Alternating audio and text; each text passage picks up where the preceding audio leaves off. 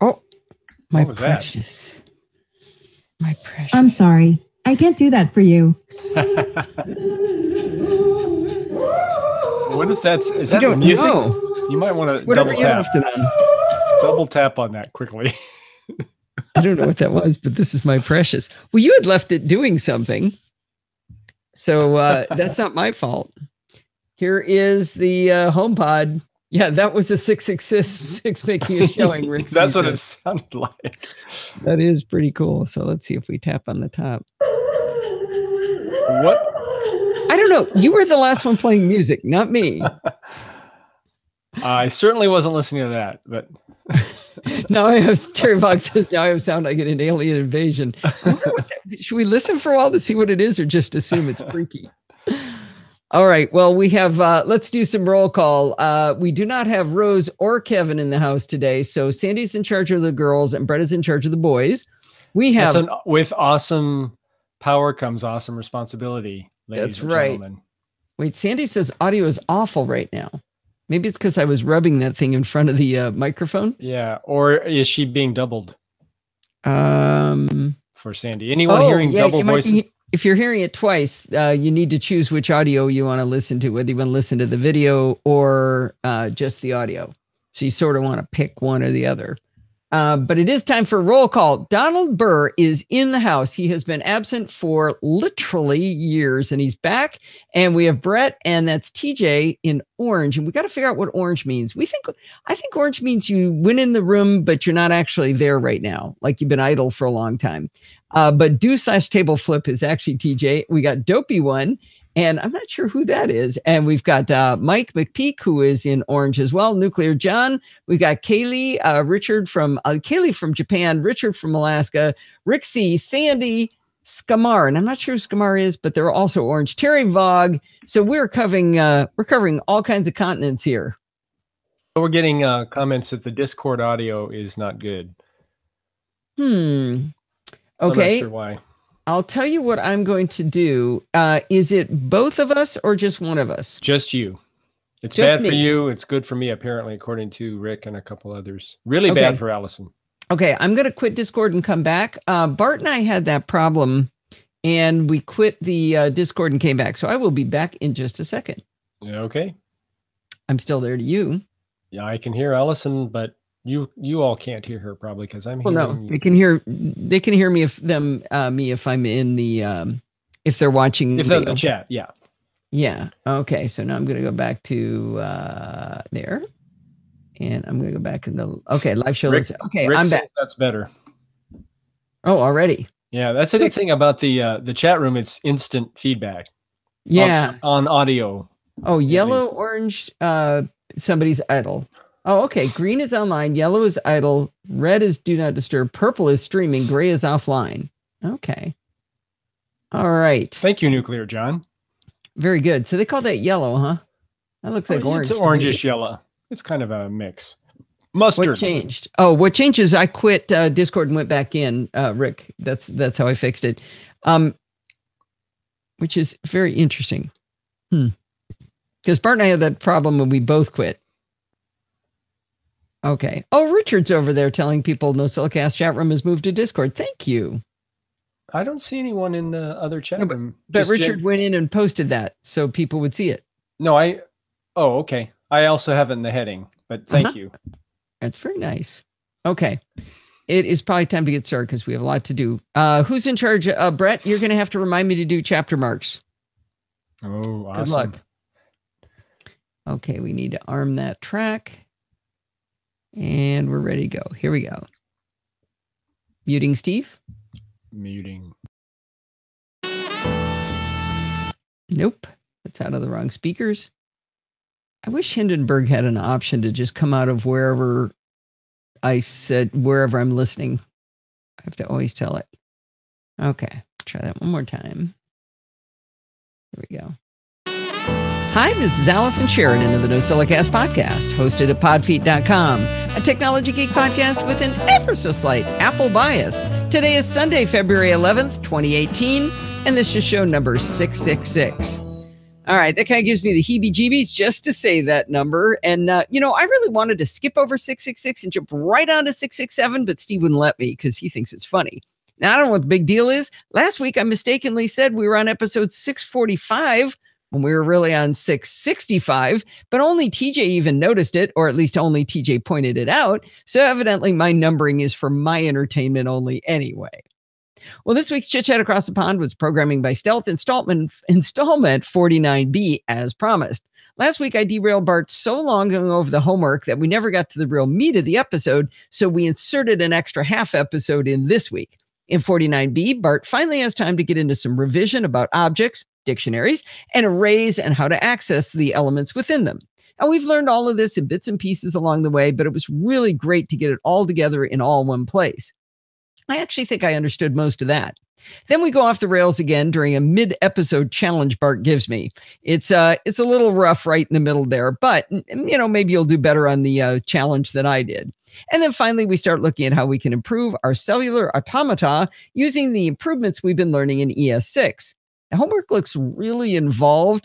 So since there's already an episode scheduled for next week, the regular episode, this one was inserted, I told Bart he's not allowed to give us any homework next week's when we hit episode 50. That's got to be a celebratory party episode. So the homework's not going to be due for 3 weeks, and I'm very much relieved. All right. If you're talking to me, I can't hear you, dear. Chapter mark. Oh, thank you. Okay. Actually, Brett did. We got belt and suspenders. Brett got it too. So Brett's got it too. We're good. We're good. Just keep going, Brett. All right. Let me move my Precious over there. Precious. It's heavy. So how did I do this? Okay. Let's see. It's got to be on this track, and I do Command Enter. But then I did this.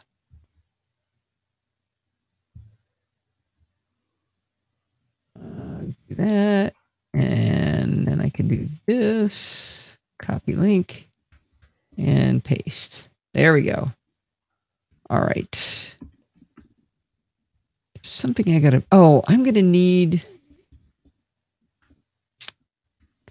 oh shoot, I meant to do this. You don't have a copy of the video. Yeah, Steve, no. What? The video I took of Alexa and Siri trying to do you have a copy of that? Not a link, but the video itself. Yeah. I think that was from your phone. Yeah, maybe I can. It's probably in your photos. Yeah, no, I've got it. Can I airdrop that to you, and can you suck the audio out and stick it in that folder where all the other audio is? I'm going to need to play it, and I forgot to suck the okay. Extract the audio real quick. Is that something you could do on the fly, or is that? I could. Okay. Whoa, your audio just went freaky for a second. Yeah, Hangouts is not behaving. Okay, I'm airdropping the file to you right now. Okay. My house isn't very smart. My husband isn't interested in making it more so. We hardly ever listen to music. Yeah, you got to come up with an excuse for it. Okay, I appreciate that. I will be needing that fairly quickly. It'll take a little bit, so you might want to. Well, it's part of this blog post, so good luck. Which blog post? The one I'm reading right now, the HomePod one.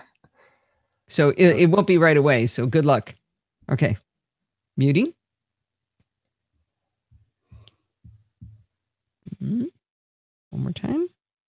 Can you mute, Steve? Oh, you are now. By now, you're either sick of hearing about HomePod or you're so curious about it, you're paying attention to this. I thought it might be fun to talk about what has surprised Steve and me about HomePod. Now, I've read the reviews and I've heard all the hype and I've heard all the naysayers. I would suggest to you that you think about HomePod as a speaker, a really awesome speaker that has great sound. And it also comes with a frequently recalcitrant, always myopic and slightly dim-witted assistant. How about we avoid the word smart altogether when we talk about her? Well, if you want to understand how amazing the audio quality is on HomePod, you will not be looking to the NosillaCast. As you know, I don't listen to music. Now, Steve cares about music and he says the audio is amazing, but he came up with one better than his own advice. He found a link to a Reddit post by a user named Wintercharm, who is clearly a very serious audiophile, describing how great the sound of HomePod is and giving a lot of really good specifics. So let's take that as a given. It's an amazing speaker with fantastic audio for the price and the size of the speaker and the fact that it's only one speaker. But let's not talk about that anymore. I want to talk about surprises. So let's start with the setup surprises. When we bought the HomePod, we knew this would be a really good device for Steve. Let's face it wasn't the lack of a good speaker that made me not listen to music all these years. If you're wondering why I don't listen to music, there's a link in the show notes to an article in The Atlantic about a syndrome called music-specific anhedonia, in which I was featured. That's if you want to know the real root cause. All right, we plugged in HomePod and waited to see what it would do. We didn't want to read any instructions, and there aren't many in the box. Steve was standing near HomePod, and his iPhone came up with a screen suggesting he start setting it up. And so he's all excited. But as he proceeded into the next step, it told him that he wasn't the owner of the home, and only the owner of the home could set it up. Well, I was the one who set up HomeKit, and therefore I'm evidently the owner of the home, which means only I can set up HomePod. This was surprising and a little bit disappointing. There's two side effects to it being under my Apple ID. Steve will not be able to use messages, reminders, or notes for his Apple ID, though I'm not really sure that's a big deal. The other effect, though, is that as music is requested from HomePod, it will inform the logic in Apple Music on what the homeowner likes to hear. In our case, it's not going to matter because I don't listen to music. But if you have a household with a lot of different people who do listen to, maybe have disparate tastes in music, this might create problems. I did post this as a blog post ahead of time, and I'm so glad I do that now because I have an update to that section. After I wrote up the blog post, Norbert Frasses shot me a note on Twitter explaining that you can change whose Apple ID is used for podcasts and music while leaving the other elements tied to the original Apple ID to the homeowner. He had to walk me through how to even find a way to change settings on HomePod. In the Home app, if you 3D touch on the HomePod, you'll have an option to see details, which then reveals the hidden settings section. As I told Norbert, I love how arcane the Home app is. I would have never found this without his help. So now we have Apple Music and podcasts are Steve's, but everything else about it is under my Apple ID. A little bit confusing, but at least it did have this workaround. The other odd thing about the setup that surprised me had to do with naming HomePod. In HomeKit, you create rooms, and then you add accessories to those rooms. I had created one just for this device called Kitchen, and then I put HomePod inside Kitchen. That caused the name of HomePod to look like it's called Kitchen. In that arcane menu that Norbert found for me, it says that it's called HomePod, but when I look for it, it calls it Kitchen. So, HomeKit is kind of a hot mess to set up, and this is just another example of it being kind of dumb, in my opinion. Well, there was a security surprise to HomePod. We have an August smart lock on our front door that you're going to hear about in a little bit. With my Apple Watch or iPhone or iPad, I can ask Siri to unlock the door, and she will do it. I had just unlocked the door using Siri on my watch when I asked Siri on HomePod to do it. Her answer was very interesting. She said, I can't unlock security devices, and that I should ask my iPhone or iPad to do it. And then she said, by the way, the door is already unlocked. Now, this was not a case of HomePod Siri being dumb. It was brilliant security. How effective would my front door lock be if someone could holler in the window to ask HomePod to unlock my door? Only those devices to which you can authenticate with biometrics or a passcode can unlock the door. Basically, HomePod Siri has read-only access to any security devices. Now, there was a podcast surprise. Steve and I were both very curious how HomePod would deal with podcasts. It's actually brilliant in its simplicity. If you ask HomePod to play a podcast, it simply plays it. You don't tell it where to look or how to connect to your subscription and where you've subscribed or have to have podcast app on your iPhone and then you're telling it how to find it. It simply has all of the podcasts available to you. If you stop and come back later, you can ask HomePod to resume podcasts and it works. Now, I haven't checked this, but in some of my reading, I found actually with the link that Norbert gave me that if he starts a podcast and then stops a podcast, if he were to use the podcast app on his iPhone, which he doesn't, it would be queued up to the right spot in the podcast. Not sure how that's going to work since he could play something that he's not necessarily subscribed to. But anyway, that worked really well. I thought that was brilliant in its simplicity. Well, in playing around with this, I found an actual bug in HomePod, and that was a surprise. I asked Micah Sargent of iMore to replicate the bug, and he confirmed it. Here's how you can replicate the bug yourself if you have a HomePod. If you ask HomePod to play a song, and then tell it to stop, and then tell it to resume music, that works. It starts playing the song again. Now, after that step, ask HomePod to play a podcast. Tell it to stop, tell it to resume podcast. That also works. It will resume the podcast you were just playing. But if at this point you ask it to resume music, it won't resume music. It resumes the podcast. Now, I could understand if going back to the music was something that would baffle Siri and she just didn't understand what you were talking about. She shouldn't do anything. She shouldn't play the podcast, but she does. Perhaps they didn't program in the difference between a podcast and music, and they're all audio to HomePod, but I don't know.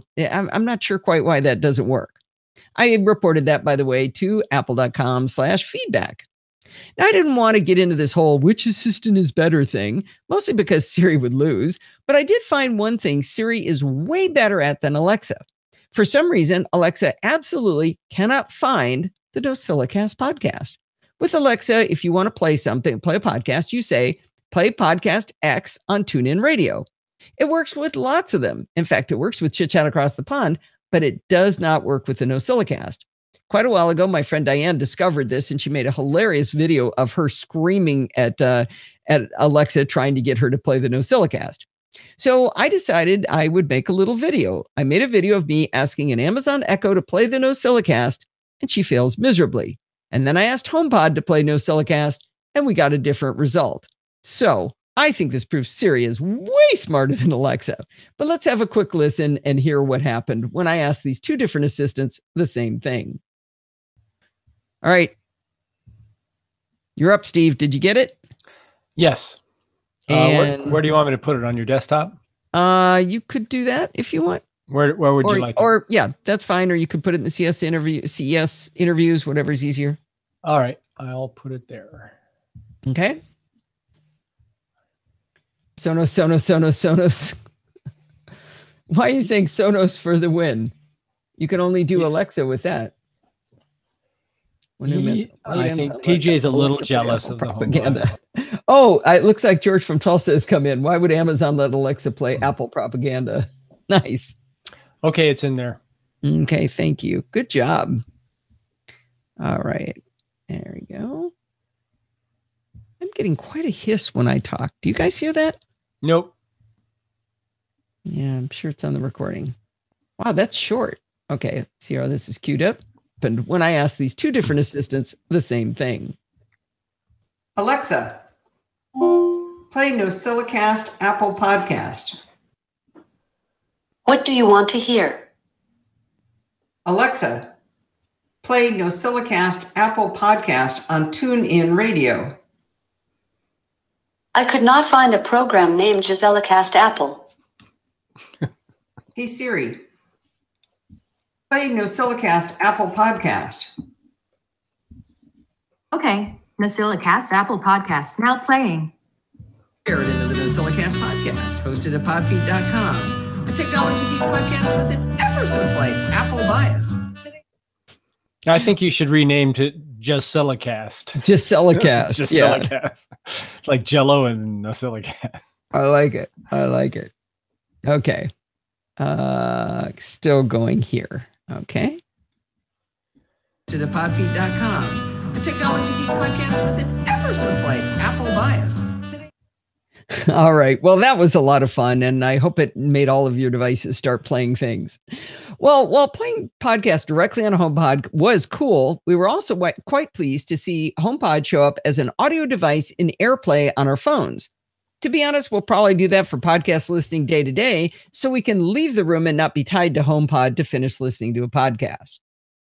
One of the biggest surprises about HomePod is how quietly you can speak to it, even if the music is absolutely blaring. With the volume up really high, your natural tendency is to yell at it, but it's completely unnecessary.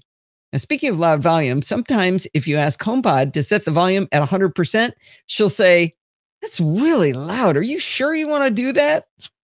I thought that was pretty clever.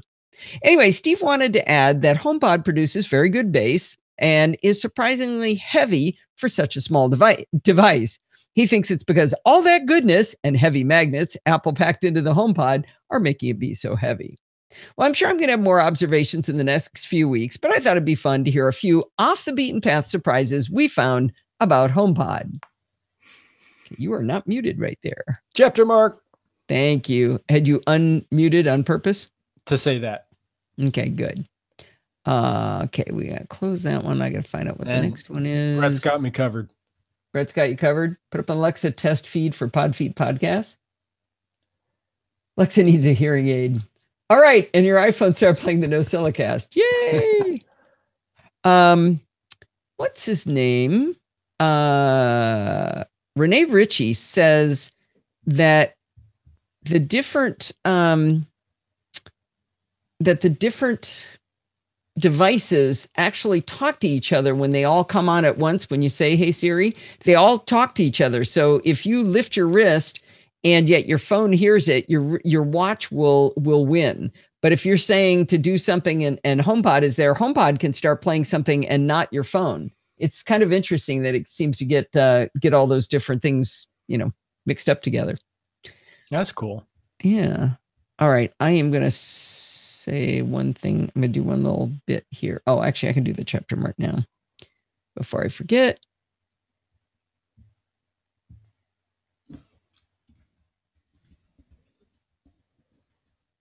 Okay.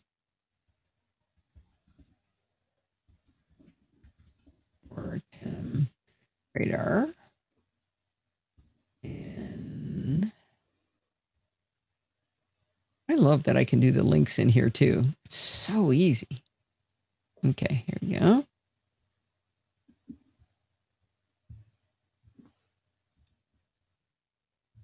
No, here we go. In a rare moment in front of the camera, Steve interviews Timothy Bean about the Fordham TrueView radar for drones at CES in January. I don't know if I need to say in January. That was dumb. All right. So now let me go get that audio. That's as opposed to the February CES? Yeah. That's right. It sort of just points out that we do stuff early, late. How long is this interview? 4 of those a week. And we did 28 interviews, so that's 7 weeks. All right, let me put that there. Although last week we only did 3. Yep. That's because how long is this one really long? I don't think so.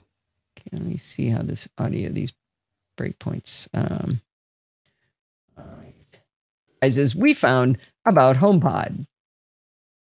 In a rare moment in front of the camera, Steve interviews Timothy Bean about the Fordham TrueView radar for drones at CES in January. I'm here with Timothy Bean from Fordham Technologies. Hi, Steve. Hi, and I'd like to have you talk to us about your new drone hunter technology. All right. Well, thank you, Steve. So what Fordham has built, the core of the drone hunter is our TrueView radar system. So this small radar weighs less than 1.5 pounds, 37 watts, is really engineered to make drones autonomous. So you've heard of autonomous cars, self-driving cars. Well, the radar is put into the drones to make the drones autonomous. And so what we've built is a drone hunter, and there's a little video here behind Steve that explains and shows how the radar works and can track objects in the sky. Most people, what we sell today is the radar. So people will buy the radar system and put it on their own drone. Like this is not our drone. This is a DJI M600 drone. And so it's just a demo to kind of show how the radar works. And so how the radar works is it can see thousands of objects at a very long range, simultaneously as it's flying at a 120-degree field of view. And so that allows, when you're sitting at your desk at home and you click to say, deliver me those shoes in 15 minutes, it allows the drone with our radar to fly beyond visual line of sight. What this means is there's no longer a person with a joystick. There's no longer a person following Part 107 rules that the FAA has mentioned. Yes. And so you don't have humans with the eyes on the drones. The drones are able to fly autonomously and give you that pizza or that package. This is Also longer than able I to do thought. Search and rescue or working agriculture. Do all the 6:35. many benefits to agriculture. Okay, Do so all- I might stop that if you don't mind. Yeah. Okay. I didn't want to cut you off, you know. No, I think you don't have time for all this frivolity. Okay. Drone stuff. Let's see. So let me go right there. And chapter, I might save. This is OWC. I'm making the titles a little bit brief now that we have the URLs and full titles for the URLs too. Okay. Oh, you mean in the chat, or what are you talking? No, the chapter marks. So the chapter mark just says right. OWC. Right. Actually, I might maybe I should put at yes, I can do that.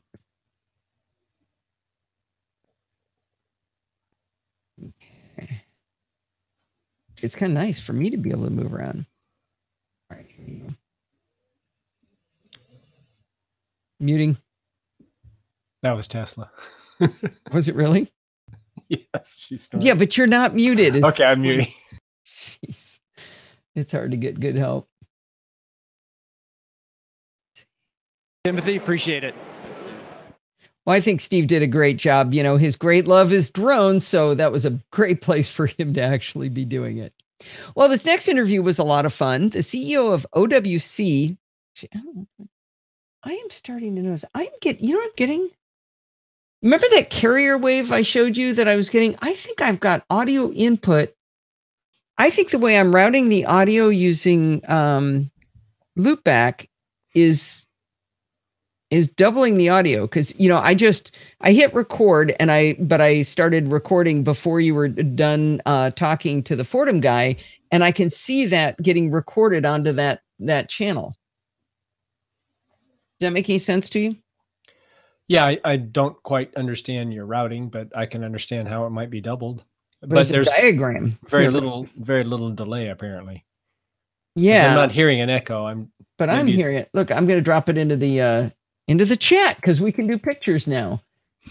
So that area in the orange there above the blue, I'm not talking there. That's Hindenburg feeding into my audio.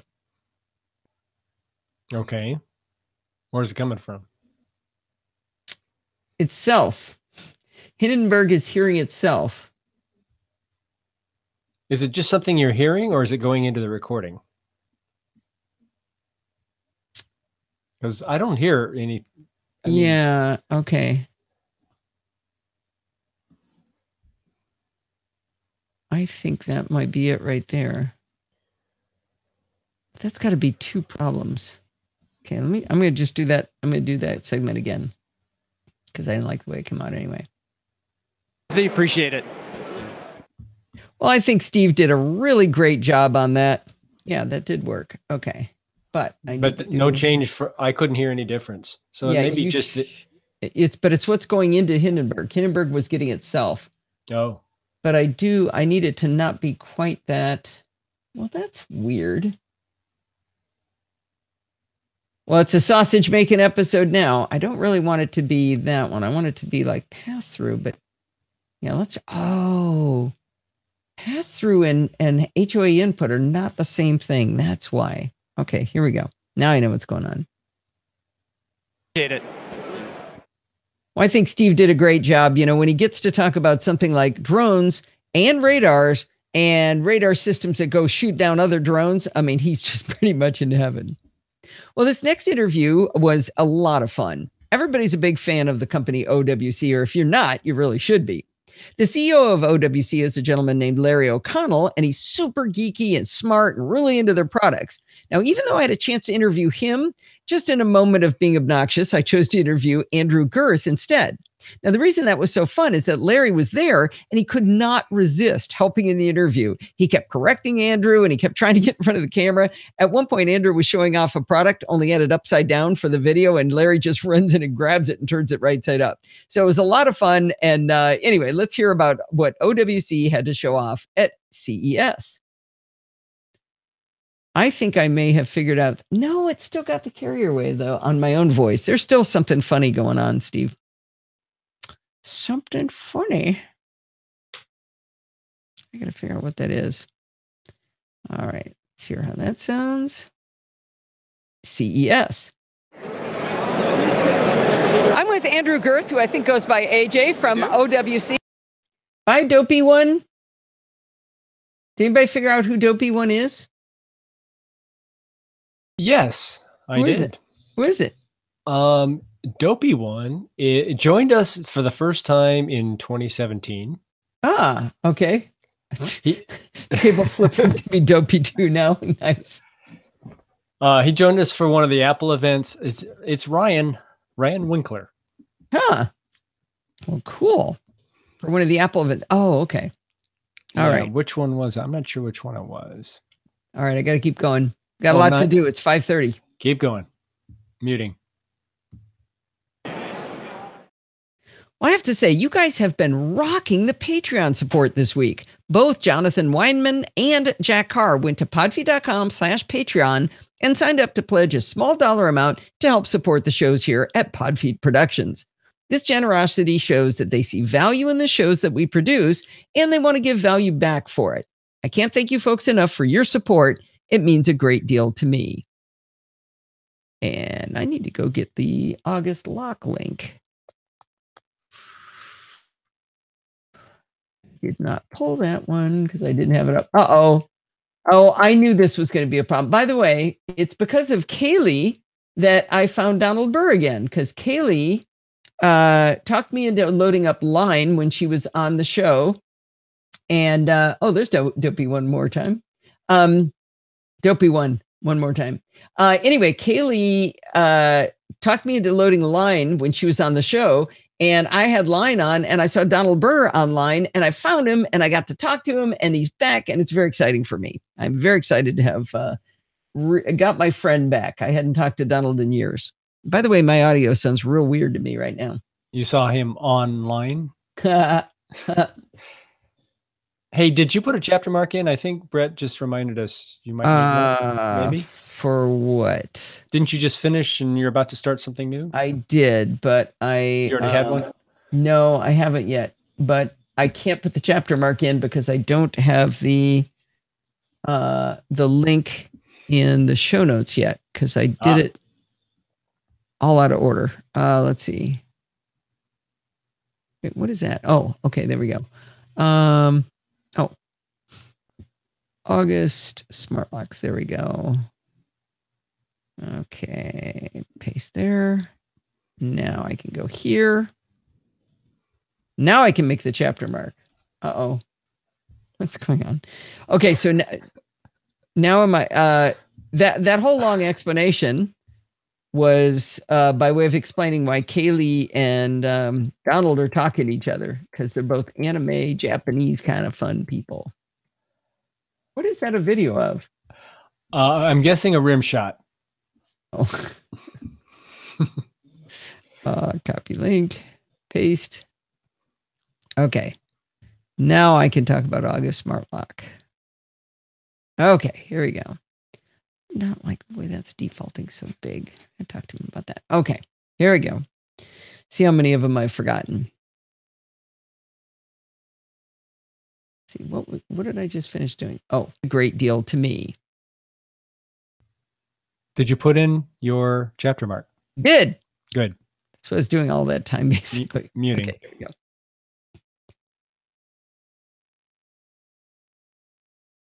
Steve and I have been moving very cautiously into having a smart home. We started with a smart smoke detector with the Nest. Then, a couple of Hue light bulbs came on the scene. We added a couple of Wemo switches somewhere along the line, and eventually a couple of security cameras. As I've, like I told you about in the last few weeks. The one thing that really gave us pause, though, was the idea of a smart door lock. But then I heard about how people can take a photo of a physical key and create a duplicate physical key. Heck, did you know there's an iOS app for that? Take a picture of a key and it'll make it for you. So, you know what? We're not really that much more secure with physical keys. But then I started talking to that crazy Joe Duganzik of Smarter Home Life, and he talked about his cool August smart lock. I was jealous. I still didn't jump. Then I listened to a podcast, and I wish for the life of me I could remember which one it was, where they talked about someone testing a whole pile of smart locks and determining which ones had good security models. Well, the August smart lock was on the good list, not the naughty list. Additionally, the August smart lock is HomeKit compatible, and it isn't the only smart lock that's HomeKit compatible, but that definitely played into our decision. If you're a fan of Alexa, she could play with the August devices as well. So for Christmas, I asked Steve to get me the August Smart Lock Pro Plus Connect. I figured he'd only let me have it if he was willing to have it on the front door as well. Well, I did get it for Christmas. Even then, we had trouble getting up our nerve to actually install it. But then, as you heard last week, we talked to Lisa Oslin from August at CES, and she kind of pushed us over the edge. We were finally mentally ready to do this thing.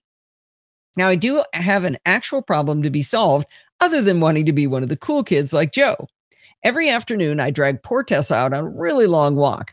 I carry my iPhone in my spy belt, and I have no pockets in my shorts. By the way, girls don't have pockets, so stop talking about how a cool gadget fits in your pocket, because we don't have pockets. Anyway, that means carrying a key to the house is a problem. My solution? I leave the front door unlocked when I go on my walks. Well, what if I didn't have to carry a key, and yet I could lock my front door? Or better yet, what if it unlocked automatically? Well, I was worried that changing out the lock with this August smart lock was going to be a huge ordeal. As is true in most households, Steve and I argued about who was going to get to do the installation. In an odd moment of compromise, we decided to do it together. I assure you, it took longer than necessary because of this decision. The August smart lock works by replacing the thumb latch of your deadbolt on the inside of your door. You must have a separate deadbolt from your regular door handle to use this August smart lock that I'm talking about. Now, I highly suggest you check the compatibility info before purchasing. We didn't, but we just got lucky. Now, note that I specifically said on the inside. The outside of your door has zero change after installation. You still have a deadbolt with a key, and your key still works, so in the event of a power outage or dead batteries, you'll still be able to open your door with a key. Since there's no change outside, no one can tell you even have a smart lock. That really made me happy. Now, you guys aren't going to tell anyone I have a smart lock, right? Well, anyway, installation was an absolute breeze. August gives you a big strip of tape to put over the outside of your lock. This is to hold the mechanism in place and maintain alignment while you take the inside part off. Now, Steve added some painter's tape to be sure it held in place, along with the tape that August gave us. The next step is to unscrew the thumb latch mechanism on the inside of the deadbolt and simply pull it off. August supplies at least one little metal plate that replaces the thumb latch and provides a base onto which you're going to mount the August lock. Now, I say at least one because the instructions in the apps and online said we'd get a couple with different options of colored screw things that you had to match up which kind of lock you had. But we only had one plate, and it turned out it was adjustable to line up with the screw holes. That was actually better. So I think they've improved it since the instructions. I have to tell you, I spent 5 times as much time reading the instructions as I did just screwing this plate in. Well, the August Smart Lock itself is a big cylindrical doorknob that's either dark gray or silver, depending on your purchase. It's 3.5 inches in diameter and sticks out 2.25 inches. Now that sounds huge, and it does stick out a fair amount, but it just barely covered the area where my thumb latch was originally mounted. The mechanism to connect the new doorknob to the plate we just screwed down was really quite clever. The August doorknob has 2 little flanges that you simply flip in to hold the doorknob to the plate installed underneath. Once the August doorknob has been installed, you can physically turn the knob and unlock or lock your door like a doorknob. Again, power outage, fire, you just turn the handle to get out. You don't need your phone to get out of your house. The August Smart Lock mechanism actually physically turns the knob and engages and disengages the deadbolt using 2 AA batteries when it's used with a smart device. They could not have made this easier to replace these batteries. The front circular plate of the doorknob that provides access to the batteries is held on magnetically. So you just kind of push anywhere on the face near the edge of the circle, it pops open, and the front plate falls into your hand, revealing the 2 batteries. The hardware setup was super easy, and shockingly, so was the software setup. The August app automatically asked to access our HomeKit data and interestingly asked for access to my camera. August explained that it requires all users to upload a security photo so they can more easily identify each other when sending and receiving invites. Well, okay then. Next, an email was sent with a code for verification. From there, it told me to stand near the door and it scanned for locks. The app found our new lock and asked me to give it a name. There was a firmware update required for my lock immediately, and I found that very comforting. You want smart devices to get firmware updates, right? Remember all that talk about the Omna webcam that's not getting a firmware update? Hey, that reminds me, I need to go check on that. It's past January 30th, and I don't think I've seen one yet. Well, anyway, my August smart lock came with what they call a door sense device. This is a little module containing a magnet that you can either stick next to the lock or embed inside the door jamb. Its purpose is to help tell you whether your front door or your door is open or ajar. Steve drilled a hole and embedded the door sense into the door jamb, and we followed the next step to calibrate the door sense device. Now, one of my favorite things about setting up HomeKit devices is how the app will ask you to scan a little 8-digit code that's on the device, and boom, the device is authenticated to HomeKit. At this point, though, the August Smart Lock will work when at this point, the August Smart Lock will work when I'm standing next to the door using Bluetooth, but it will not work when I'm away from home. One advantage of having a smart lock is you can let someone in while you're away, and you can give people temporary privileges to go in and out. That's why Airbnb uses August Smart Locks. Now, I'm reminded of a time many, many years ago when my friend Eric was supposed to take care of our cats while we went on a vacation. I left him a key, and when he got to the house, he discovered the key I'd given him was the key to my mother-in-law's house, not our house.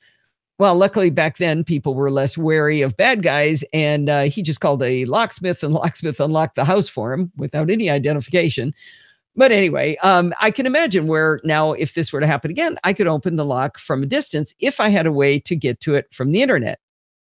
Well, in order to get access to the door when you're away from home, you need to install and buy another device called the August Connect. Now, mine came with it, but if you don't have one, you can buy one. The August Connect is a Wi-Fi module that you plug into power near the door, and it relays information from your network to the August Smart Lock. Setting it up to connect to my Wi-Fi wasn't too hard, but we're pretty used to these things being a nightmare. So, you press a button, wait for a blinky light, tell it which 2.4 gigahertz Wi-Fi network it should see. Then you wait for it to have an error and you rinse and repeat until you beat it into submission. So pretty much like all of them. Now, oddly, after doing that dance a few times, it came back and it said, I'm connected to your 5 gigahertz network. I don't know how it did that. It only saw my 2.4, but whatever. All right, finally, we've got it installed. We can now talk about how awesome the August Smart Lock is in day-to-day use. I am absolutely in love with this device. I put a leash on the dog, I open the doorknob, and I walk out the door. When I'm a house or two away from my home, I get an alert on my Apple Watch and my iPhone telling me that my house has been locked. I get back home, and my door unlocks when I walk up to it. Boom, all problems solved. Well, there was one problem introduced by that. Both the August app and the Home app send me a notice every time the door is unlocked and locked, and they both send the messages to Steve. We had to turn off the August notification because it was a bit too much to have two every single time. Now, if auto unlock makes you nervous, like you think, okay, what if I lose my phone and somebody could walk up to my house and unlock it? You could turn this feature off in the settings. Now, without that, you open the August app on the iPhone and you tap a big red circle and the door unlocks and the big red circle gets replaced with a hollow green ring. The August Apple Watch will also unlock, but the watch is so slow, it's actually faster for me to dig out my phone and unlock the app. I can also use Siri to do that, as I mentioned earlier.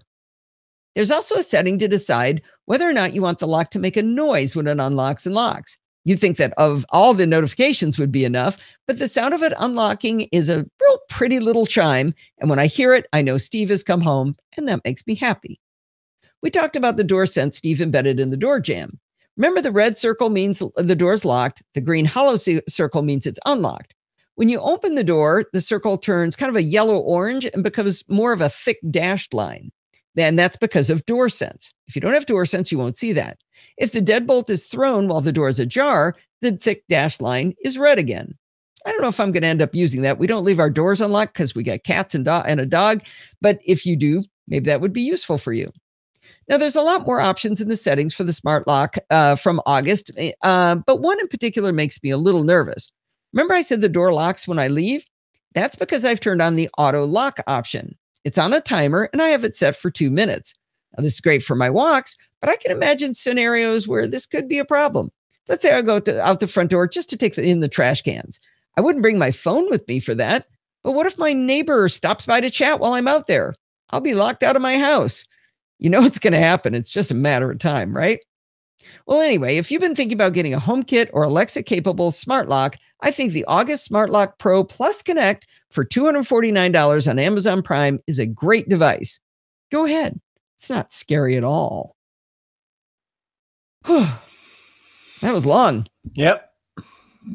Pretty good. I think that link should go farther, though. August Smart. Good job, Brett. Chapter mark. Uh-oh. $299. Oh, Rick. So Rick says he unlocks his from his Apple Watch. So Rick has an August lock. Oh, cool. So do you do Siri to do it, or Rich, or do you do? Yes, Siri. Oh, Rick. It's Rick. Okay, so yeah, use the Siri. By the way, which I'm curious whether people are mostly listening and watching the video, or are you guys just listening to Discord now? Looks like a lot of people are in Discord. Yeah, good question. So watch as fast as the phone for you. Okay, Rick's on Discord. That's how otherwise he wouldn't be getting back to us so quickly. Yeah, I was going to say, you guys get real quick response on that. Maybe nobody cares about looking at us. Okay, where am I? Oh my God, we got a lot left. Maybe we have faces. We got good faces for radio. All right. Chapter markers. Sandy's on YouTube for video and audio. Okay. Chapter marked. And that one is Guardzilla. Maybe I should count the chapter marks at the end. Just to make sure they match. Can you put them in easily after the fact? Oh, yeah. Okay. Yeah, it's real easy. Yeah, that'd be a good check then. If I just count them. Yeah. I did not mean to click that link. Sounds like most people are on YouTube/Hangout. Oh, okay. All right. Although Sandy and Rick are probably, yeah, it looks like they're in Discord for audio. Okay, stop. Did not mean to hit that link. Brett's being very diplomatic here. Yes, I like looking at YouTube, but less leg is more important than seeing faces. That's fine. Hey, you thought about running for office there, Brett? Well, our theory is always what you want. I mean, the whole idea of a podcast is what you want, when you want, and how you want it on whatever darn device you want, right? Yeah. So actually what they want, which they can't get, is no delayed video and audio. that's true. But this is a free video feed, so You can't look at Tesla. I was going to say, but Tesla's gone. Where is she? you want to see her? Yep, I'm going to check a link here. Oh, I heard an ear flap. T-Dog up here. Oh, There there's she baby. is, the Tesla! T-Dog. Put the headphones on her so she can hear me. Yeah. Very She at all. actually, when you first said that, she started coming over to your place. Oh, did she? Call her because again. she hears me through the door. Go get Tesla! Mom. Go get Mom. All right. Hi, T-Dog. Hi, T-Dog. Okay, go find Dad. Go find Dad. This is a little game we play. It's here all day long, poor thing. All right, so I don't think I have anything clever to say about Guardzilla. That was a cool thing. Yeah. Okay, now I gotta go Night Eyes. No, Wait. So you're not doing anything on Guardzilla? no, I played it. I just don't have anything clever to say. Oh shoot! I didn't. Did you just do it? I missed it. I didn't play it. I just played the intro. It was while you were playing with the dog. How did she come back again? But I didn't hear you say anything. Did you say something about it? No, I'm saying I'm not going to say anything about it. Oh. Great. Okay, this is the problem I'm having, Steve. Look at this. So if I'm looking for, when I talked about Night Eyes, when I look in here, so another chapter mark? Yes, another chapter mark. But look at that. That's all the stuff I got to fish through to find my own articles. Yeah. Actually, you're getting a little preview there, Alistair. Oh, that's the other problem is Alistair's shoving stuff in there too. That's what makes it harder to find. Wait a minute. Is this a spoiler alert? It is a spoiler alert. Yeah. So Alistair Jenks and Bart are going to host the show. Tesla. Nice. Nicely done, TJ. Alistair and Bart are going to be doing the show while we're on vacation in March. And Alistair's already started recording. He's quite the a high achiever. High achiever, yeah.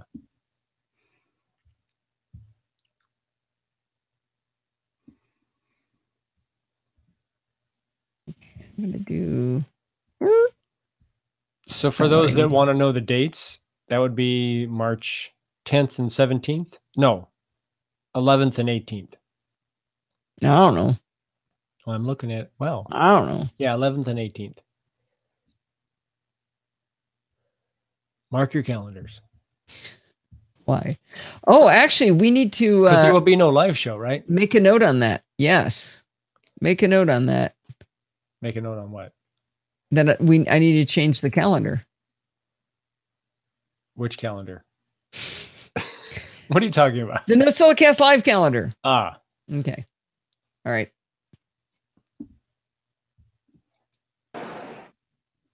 When Steve and I were retiring, a lot of people asked us, hey, are you going to travel? And I said, no, I have no plans at all to travel. Well, evidently I was wrong. It seems we travel an awful lot these days to both foreign lands and locally to go see the grandson. Well, I've gotten so I can pack in my sleep, grabbing all of the necessities. But of course, there's two lists in my head. I have silly little things like clothes and toothbrushes, but then the really important list of things like laptops, tablets, and of course, chargers. The one thing I often seem to forget, though, is my Apple Watch charger. I even have two of them, one on my desk and one on my bed. But okay, can you please mute? Oh. Or muting. Not make a lot of noise when you're not muting. I even have two of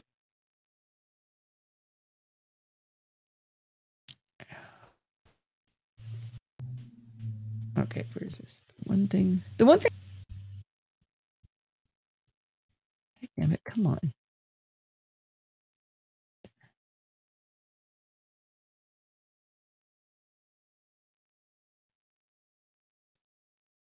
One thing I often seem to forget, though, is my Apple Watch charger. I even have two of them. I have one on my desk and one by my bed, but every third trip I seem to forget to bring one.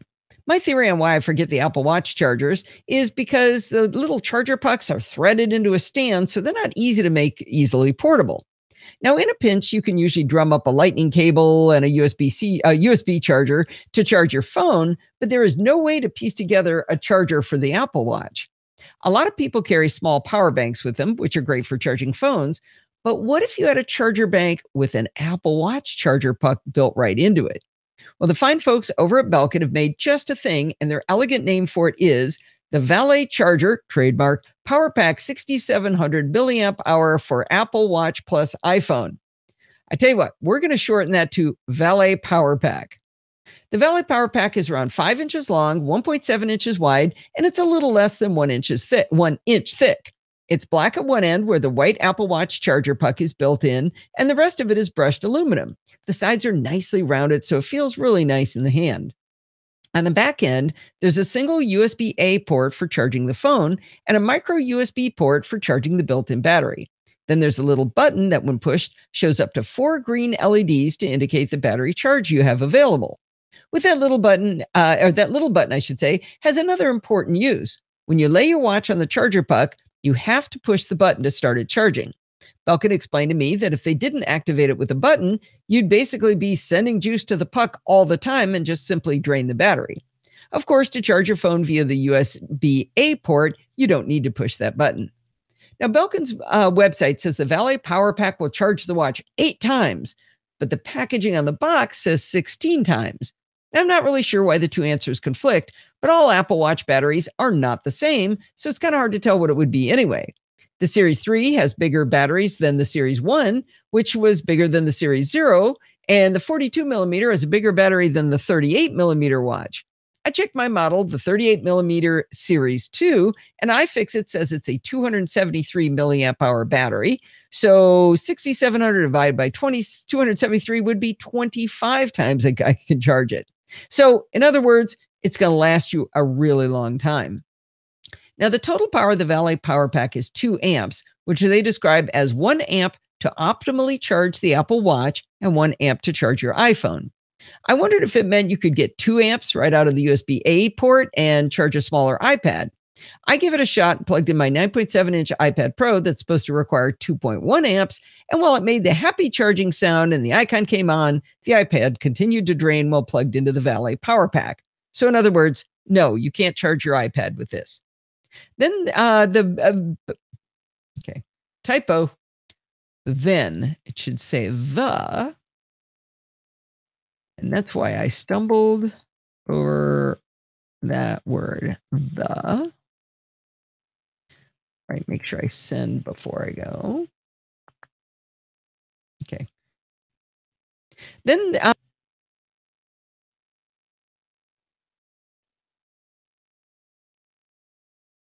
Belkin Valet Power Pack is $89 on Amazon Prime, or you can buy it for $80 from Belkin Direct, but the slower shipping you would have to buy there will cost you as much as the fast shipping on Amazon Prime.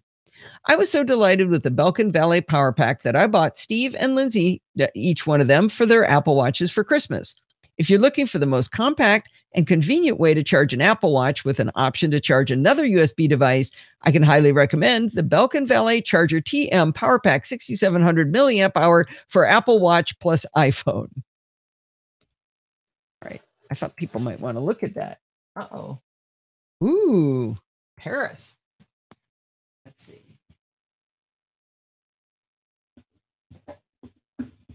There it is. I thought you guys might want to take a look at this. So that's the little puck built in with the black end I was talking about. And then on this end, you've got USB-A and the micro USB. And then you press that little button, you get the 4 little green lights. So the micro is for the charging of that, and the USB-A is for charging other devices. That's correct. So now they can't see it. Okay, there we go. Yeah, so it's just black and silver, but it's really nice. Nice little thing. Handy. Oh, I got to send that to the blog because that one got an update. Just a little typo. I didn't have you proofread that. So it's pretty amazing. It's only got one typo, you know? Yeah. All right. So next we're going to, I better make a chapter mark. Okay. And now it's going to be Night Eyes again. My little friend at Night Eyes. I love these guys. I'm not sure the stuff he talked about there this time was as exciting as some of the other stuff, but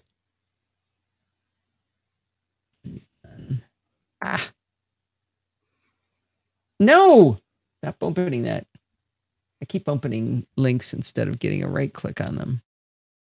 Come on. Copy link. There we go. All right. There. And Night Eyes. And I think we're gonna make it. It's 5:58. It's getting close. Nah, we're not gonna make it. I'm lying. Not French, but 0, 1, 2. What is he doing? He's talking in binary now? How many languages do you know, TJ?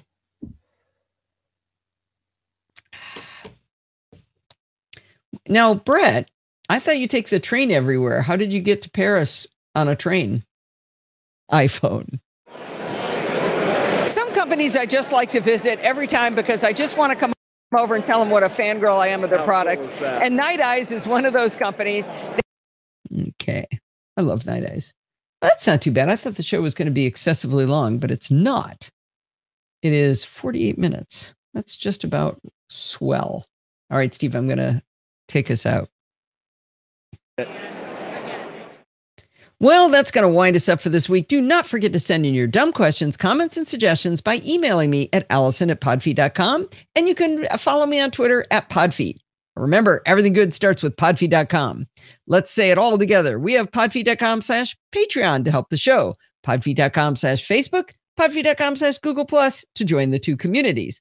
We have podfeet.com/chat, which is how you get into our Discord chat that we use for the live show. And let's see, we've got podfeet.com/Amazon if you want to use the Amazon affiliate links to help the show that way as well. And if you want to join in the fun little live show, where do you think you go? You head on over to podfeet.com/live on Sunday nights at 5 p.m. Pacific time and join the friendly and enthusiastic NosillaCastaways. Thanks for listening and stay subscribed. Hey, Sandy. Oh, that does look cool. What did you do? How did he do a different font? Sandy, we had another talked. different font. Just alternate spaces with all caps. Spaces between the letters. Oh, that'll look cool. I think. So, Sandy, we had talked last time or 2 times ago about how the chat room looked in embedded in the web page, and I'm curious whether it works better now because I rearranged them so they're sitting side by side, and I just wondered if that worked better. So now I'm going to count. I should have 1, 2, 3, 4, 5, 6, 7 chapter marks.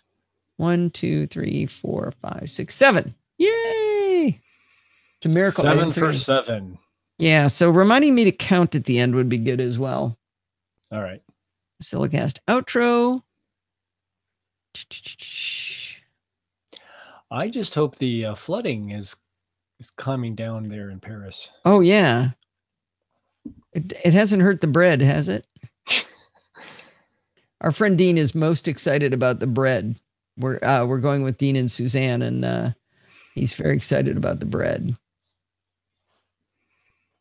Let's hear how that sounds. I don't know that, it occurs to me, I do all this trouble to make the audio come up at the end after I stop talking, but I wonder whether Auphonic just gets rid of it all when it levels it anyway.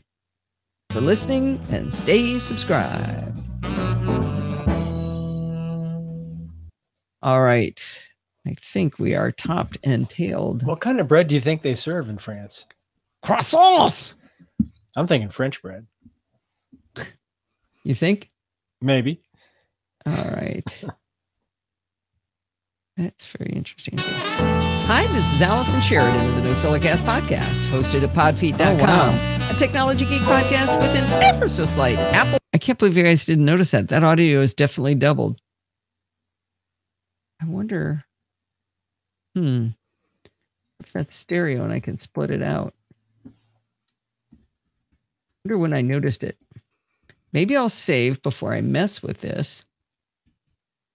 Wonder where I started, where I figured it out. Let's see. There's a split audio thing. Is there tools? Split stereo. Wonder if that one, see how that sounds. It's only one of me now. Hi, this is Allison Sheridan of the NosillaCast podcast, hosted at podfeet.com, a technology geek podcast. Okay. An ever so slight Apple bias. Oh, that's actually too loud, too. What do you think? The music. Yeah, you should bring that down. You guys didn't yell at me. Today is Sunday, February 11th, 2018, and this is show number 666. I don't know, and that might be fun to. Yeah. Hamata. That up there. Using the improvements. There we go. When did that get so quiet? That's odd. Hi, this is Allison Sheridan of the NosillaCast. That sounds so squirrely. Yeah, that does sounds worse. Maybe because you're playing back what was recorded. Yeah, I am. What we were hearing. Yeah, that's a good point. Hi, this is Allison Sheridan of the NosillaCast podcast, hosted at podfeet.com. Re-record that intro. Technology Geek podcast with an ever so slight Apple bias. Today is Sunday, February 11th, 2018, and this is show number 666. All right, that kind of gives me the heebie-jeebies just to say that number. And, I really wanted to skip. Wait a minute. He did change fonts. He found a typewriter font. Yes. You said he wasn't changing fonts. I think he is. Well, the other ones just look like regular caps, but these are different. Yeah. Well, I think we are just about done here. Oh, I just exported that in the wrong place. But okay, guys, I think we're going to call it. Rose isn't here for me to kiss her goodbye, but I'll say goodbye to all of you guys. Say goodbye, Steve. Good night, Gracie. All right. Now I have to talk again or he gets to be the key video. All right. Bye.